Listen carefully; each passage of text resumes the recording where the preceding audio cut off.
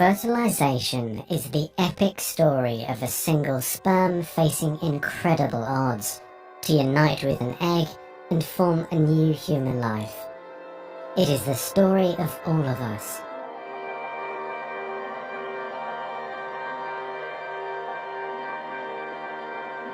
During sexual intercourse, about 300 million sperm enter the vagina. Soon afterward, millions of them will either flow out of the vagina or die in its acidic environment. However, many survive because of the protective elements provided in the fluid surrounding them.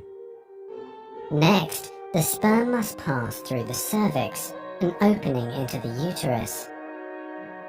Usually, it remains tightly closed, but here the cervix is open for a few days while the woman ovulates. The sperm swim through the cervical mucus, which is thinned to a more watery consistency for easier passage. Once inside the cervix, the sperm continues swimming toward the uterus, though millions will die trying to make it through the mucus. Some sperm remain behind, caught in the folds of the cervix, but they may later continue the journey as a backup to the first group. Inside the uterus, muscular uterine contractions assist the sperm on their journey toward the egg. However, resident cells from the woman's immune system, mistaking the sperm for foreign invaders, destroy thousands more.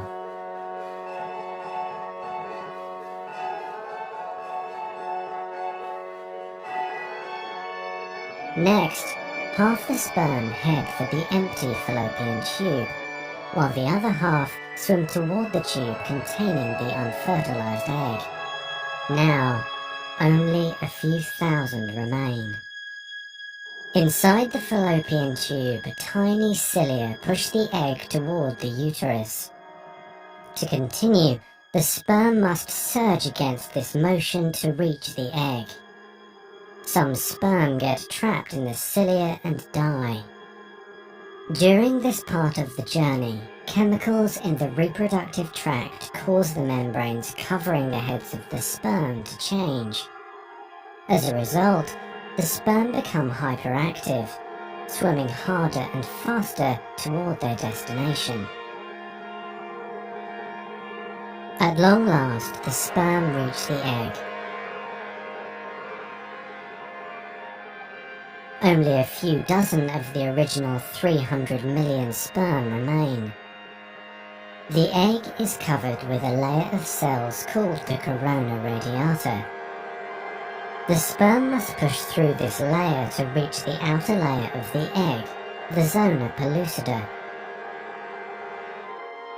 When sperm reach the zona pellucida, they attach to specialized sperm receptors on the surface,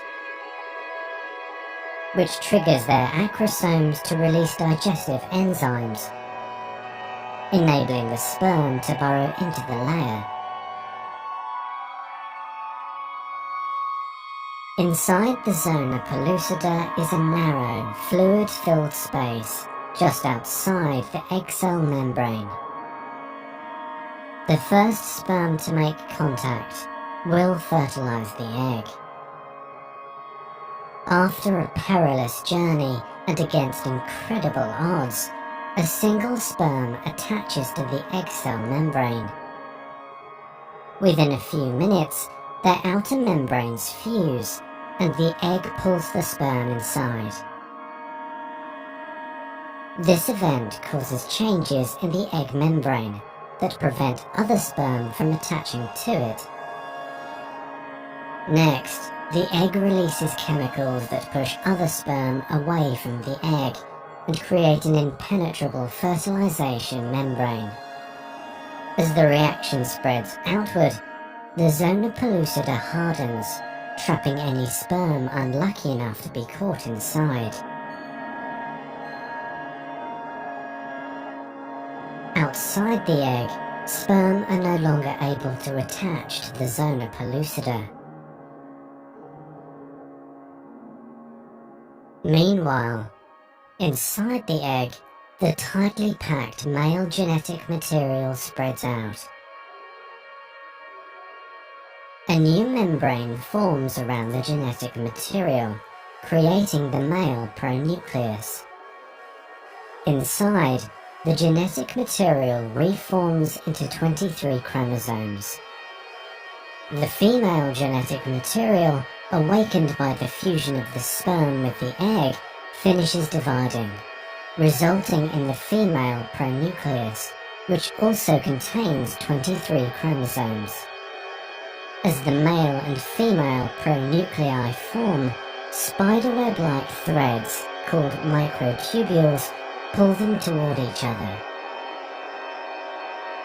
The two sets of chromosomes join together, completing the process of fertilization.